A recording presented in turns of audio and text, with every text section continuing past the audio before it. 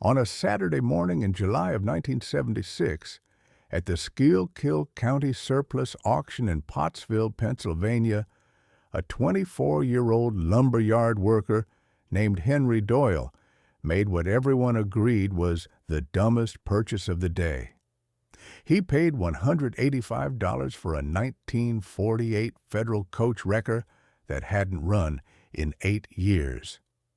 The truck sat at the back of the auction lot, separated from the modern equipment like a man nobody wanted to invite to dinner. The forest green cab had oxidized to a chalky gray-green.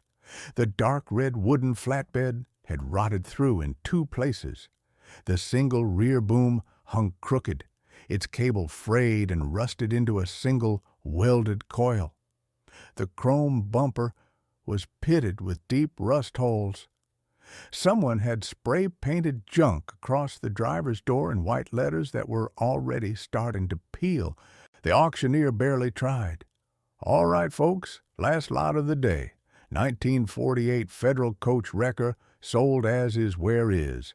Came out of an estate up in Frackville. Engine seized, winch frozen. Probably a parts truck at best. Do I hear 200? Silence. A breeze blew across the lot. 2 men were already walking toward their pickups. 150, the auctioneer called. Somebody could use the boom for scrap steel. Henry raised his hand. 185. That's when the laughter started. Hal Lansing, owner of Lansing Towing, the biggest tow operation in Schuylkill County, with 11 modern wreckers, 3 locations, and a state police contract, was leaning against his new GMC pickup at the edge of the lot.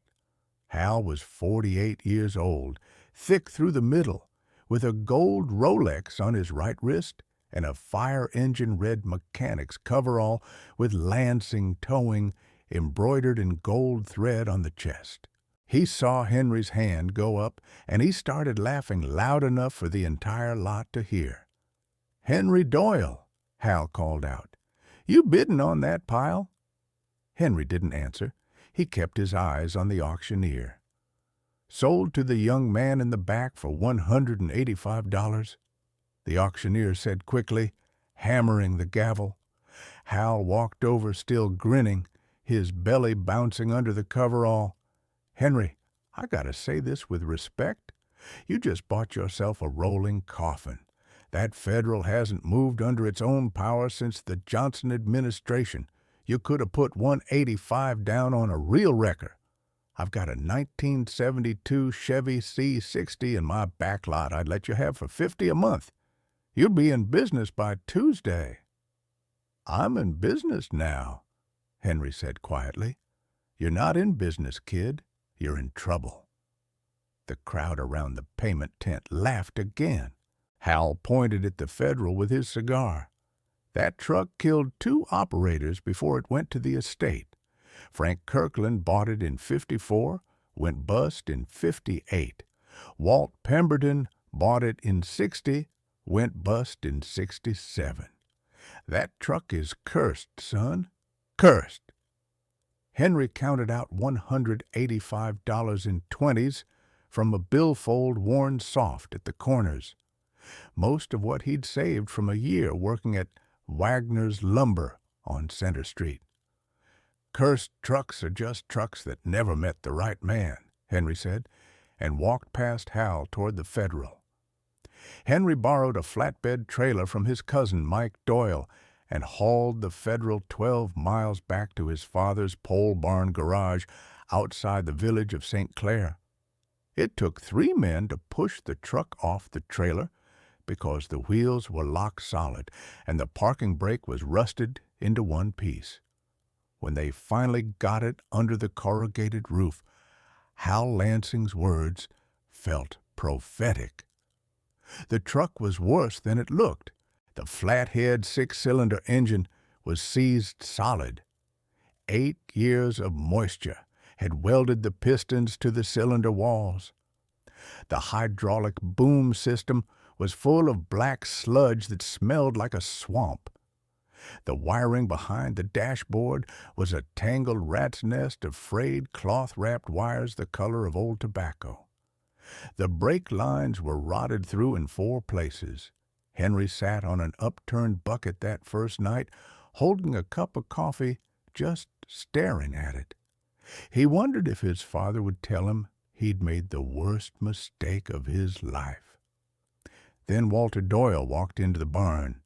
Walter was 62 years old, lean and weathered, with short steel-gray hair, a full gray mustache, and a face lined from 31 years of working outside on the Reading Railroad. He wore a faded olive-green canvas chore coat over a red and black plaid flannel shirt and a sweat-stained brown felt cap. He stood beside the Federal for a long time without speaking. Then he put his hand on the hood. "You know what this is, Henry? A piece of junk pop? No, this is a 1948 Federal coach. We had 2 of these at the Frackville Roundhouse for moving locomotives off spurs. Simple, strong, no electronics, no computers, no nonsense. This truck will run another 50 years if you treat it right." "How do I fix it?" "Same way I fixed every locomotive at the rail yard for 31 years, 1 bolt at a time." "You got time, son?" "I got time." For the next 14 months, Henry rebuilt that Federal. Evenings after his shift at Wagner's Lumber, weekends, every spare hour. He pulled the flathead 6 and disassembled it completely on the barn floor, laying out every part on butcher paper labeled in pencil. He freed the seized pistons with a bottle of Marvel Mystery Oil and 3 days of patient tapping. He bored the cylinders. He ground the valves on a foot pedal grinder Walter had brought home from the rail yard the year he retired. The hydraulics took 6 months. Henry flushed the system with kerosene, replaced every seal, and rebuilt the pump from a parts kit he ordered from a Federal dealer in Ohio. The boom winch was entirely mechanical, no power assist, which meant it worked as long as the gears and the cable were good. He pulled the gears, soaked them in solvent, replaced the cable, repacked the bearings with fresh wheel grease. The wiring was the worst job. The dashboard had to come out completely. Henry pulled the speedometer cluster, the gauges, the headlight switch, the ignition. The cloth-wrapped wires came out in pieces. He ran new wire harnesses from a 1948 Federal parts catalog Walter had found at a swap meet in Reading. He routed every wire by hand, soldered every connection, taped every junction. There were nights when Henry came home with grease under his fingernails and slept in his work clothes because the work was too important to interrupt. There were Sundays when Walter sat on a wooden milk crate beside him for 9 hours straight without saying a word, just handing him tools and watching his work. The Federal taught Henry patience the way only an old machine can teach it. You don't rush a flathead. You don't rush a winch drum. You don't rush a man teaching you what his own father taught him at the Frackville Roundhouse 40 years before. He reinstalled the dash on a Sunday afternoon in August 1977, 14 months after the auction. He never looked behind the steel reinforcement plate at the back of the speedometer cavity. There was no reason to. It looked factory original. By September 1977, the Federal was running. Henry sat in the driver's seat that first morning, turned the key, and the flathead caught on the 3rd try and idled smooth as a sewing machine. Walter stood in the barn doorway with his arms crossed, his mustache hiding most of a smile. "Told ya, Henry. Simple, strong, no nonsense." Henry painted Doyle Recovery Services on the Federal's doors in white letters with red drop shadows. He bought a $50 phone line and ran it to the barn. He printed 100 business cards at the print shop on Mahantongo Street and left them at every gas station, lumber yard, and farm supply store within 30 miles. The first call came on a Tuesday in October, 1977. A farmer named Earl Pickett had a hay wagon stuck in mud up to the axles on a back road outside Ringtown. Earl had already called Lansing Towing. Hal had quoted him $350. Earl said he didn't have $350, and would Henry come pull him out for whatever Henry thought was fair. Henry pulled the wagon out in 18 minutes with the Federal's mechanical winch.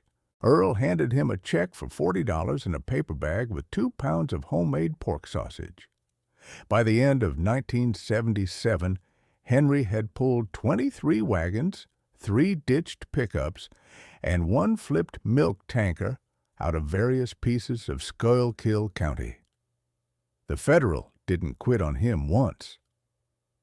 In December of 1979, an ice storm rolled across the eastern half of Pennsylvania and dropped a milk tanker on its side at the bottom of a hill outside Tremont.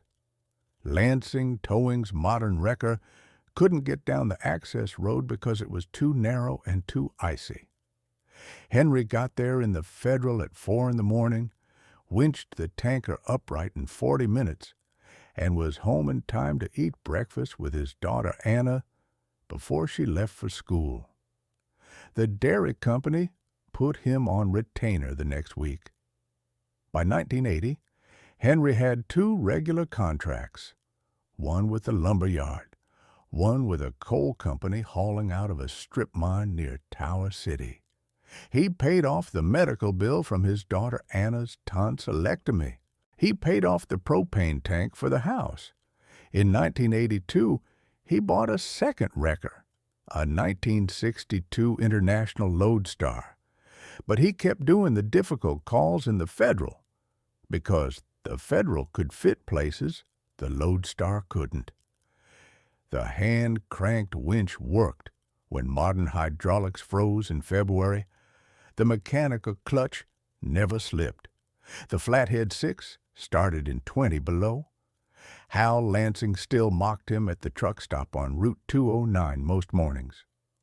"How's the cursed Federal, Doyle? Still pulling wagons for sausage?" "Still pulling, Hal. My boys did a flipped semi on the interstate last week. $342,000 contract. You ever pull a semi with that thing?" "Twice this month, actually." By 1985, Henry had paid off his house. By 1988, he had 3 trucks and a real shop with a poured concrete floor. By 1990, his daughter Anna was in her 2nd year at the community college in Lehighton. Hal Lansing got divorced in 1989. He lost the state police contract to a national chain in 1991. He filed Chapter 11 in February of 1992 and held a liquidation sale in May. Henry didn't go to the sale. He had a job to finish that day. In April of 1993, the Federal's headlight circuit started flickering. Henry pulled into the shop on a Saturday morning, killed the engine, and lifted the hood. The wiring he'd run in 1977 had finally started to age. He'd run 16 years of every weather work through it, and it had earned its retirement. He pulled the dash apart for the 2nd time in his life. He removed the speedometer cluster, the temperature gauge, the oil pressure sender. He unscrewed the steel reinforcement plate at the back of the speedometer cavity for the first time since he'd installed the dash 16 years earlier. Behind the plate, in a small steel cavity that was not on any factory diagram, sat a brown leather pouch the size of a man's wallet. Henry stared at it for a long minute. Then he reached in carefully and pulled it out. The leather was soft and dry, well preserved by the dash heat. The pouch was tied with a piece of brown shoelace. He brought it to the workbench and opened it. Inside were three things: a Bronze Star medal in its presentation case, the bronze still bright, the ribbon faded to a dull pink; a Purple Heart medal, also in its case, the heart-shaped face dented in one corner, and a folded airmail letter on three thin onion skin sheets, dated June 14, 1950, addressed in pencil to Mrs. Margaret Halloran, 218 North George Street, Pottsville, Pennsylvania. Henry sat on the workbench bucket and read the letter. It was 3 pages long. It was written by Captain Edward Halloran, United States Army, 7th Infantry Division, on the eve of his deployment to Korea. He told his wife he loved her. He told her he was due for leave in September. He asked about their daughter Catherine, who would have been 4 that summer. He told her if anything happened, he wanted Margaret to keep the Federal running, because the truck had a steel cavity behind the speedometer, where he had hidden the medals from his first tour and a small amount of money for emergencies. He said he had not told her about the cavity because he had not wanted to worry her. He said the medals were not important, but the truck was. The truck would always start. The truck would always pull. The truck would feed her if she let it. The letter ended with a line Henry would remember for the rest of his life. "If I don't come home, Maggie, drive the Federal. The boys will laugh because it's just an old wrecker, but the boys are wrong. The Federal is the most honest machine I ever owned. Don't sell it. Use it. Drive it until it can't be driven anymore, and when you're ready to be done, sell it to a man who will treat it right. The truck will know him. Edward." Henry set the letter down on the workbench. He sat there for a long time. The next Monday morning, he drove to the Schuylkill County Records Office in the old courthouse on North Center Street and asked the clerk to pull the file on Edward Halloran. Captain Edward Halloran of Pottsville had served with the 83rd Infantry Division in Normandy in 1944, come home with a Bronze Star and a Purple Heart, married Margaret in 1945, started a small wrecker service out of his pole barn in 1948, and been called back as a reserve officer at the start of the Korean War. He had been killed in action on November 28, 1950, during the Battle of Chosin Reservoir. He was 28 years old. His widow, Margaret, had kept the Federal running for the next 19 years. Margaret had been 32 years old in November of 1950, when the Western Union telegram came to the front porch of their house on North George Street. She had kept the Federal in the same pole barn where Edward had welded the boom himself in the spring of 1948. She had never repainted it. She had never sold it. She had driven it on calls until her hands could no longer turn the steering wheel. She had used it to pull farmers' tractors out of mud and farmers' wagons out of ditches, and once a school bus out of a creek during the flood of 1955. She had charged whatever the farmer could pay and never less than what was fair. She had died of cancer in 1969. The truck had gone to a nephew in Frackville who had let it sit in a field for 5 years until the county took it for back taxes in 1974. The county had stored it for 2 years. Then the auction in July 1976. Henry took the medals and the letter to a woman named Sarah Halloran Briggs, Edward's grandniece, who lived in a small ranch house on the north side of Pottsville. Sarah was 41 years old. She had never known Edward. She had grown up hearing stories about a great-uncle who had died in Korea, but no one had ever known what happened to his medals. When Henry handed her the Bronze Star and the Purple Heart, and the letter from her great-uncle to her great-aunt Margaret, Sarah read 3 lines of the letter and started crying. The Schuylkill County Veterans Day Parade in November of 1993 was the first time the 1948 federal coach had been seen rolling through downtown Pottsville since Margaret Halloran had driven it through the same parade in 1968. Henry sat behind the wheel in a clean blue chambray workshirt. Sarah Halloran Briggs sat beside him, holding a framed photograph of her great-uncle Edward in his Army uniform. The medals rode in a small wooden box on the bench seat between them. The American flags lined Center Street from the Capitol Theater down to the courthouse. Veterans in their old uniforms waved from the curb. The Federal rolled past the reviewing stand at 6 miles an hour. The mayor of Pottsville read Edward Halloran's name into the microphone. The crowd applauded. Hal Lansing was not in the crowd. By 1993, Hal was working as a dispatcher for someone else's company, a small operator out of Tamaqua who had picked up his old contracts at the bankruptcy sale. Hal had moved into a 1-bedroom apartment behind a Sunoco station. He didn't come to parades anymore. Henry kept the Federal in the shop after the parade. He drove it on calls until 1998. Then he retired the truck from active service and moved it to a place of honor in the front bay where every customer who walked in would see it first. The Bronze Star and the Purple Heart hung in shadow boxes on the wall above the workbench, with Edward Halloran's photograph between them.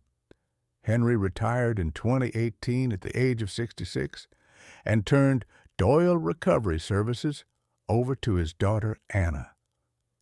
Anna runs it now with a fleet of 5 trucks and a contract with the state police. The 1948 federal coach still starts. Anna fires it up once a month. She drives it around the block. The boom still works. The mechanical winch still pulls. People who walk past the shop sometimes stop and ask if it's for sale. Anna says no. People who buy old wreckers ask Henry for advice when they catch him at the shop. Henry tells them the same thing every time. Don't buy the flashiest truck. Buy the one that'll still be working when the payments on the flashy one are overdue. And if the truck looks like junk, look closer. Sometimes the things we mock the loudest are carrying the things we should have valued the most. The 1948 federal coach still runs. It still proves that the things we mock often hold the most meaning. And every November, Sarah Halloran Briggs rides in it down Center Street with a small wooden box of medals on the seat beside her, and the boys who used to laugh don't laugh anymore. Most of them don't even remember laughing. But Henry remembers, and every time a young man asks Henry whether he should buy a cheap old wrecker that everyone says is cursed, Henry tells him the same thing. Cursed trucks are just trucks that never met the right man. Buy it. Drive it. The truck will know you.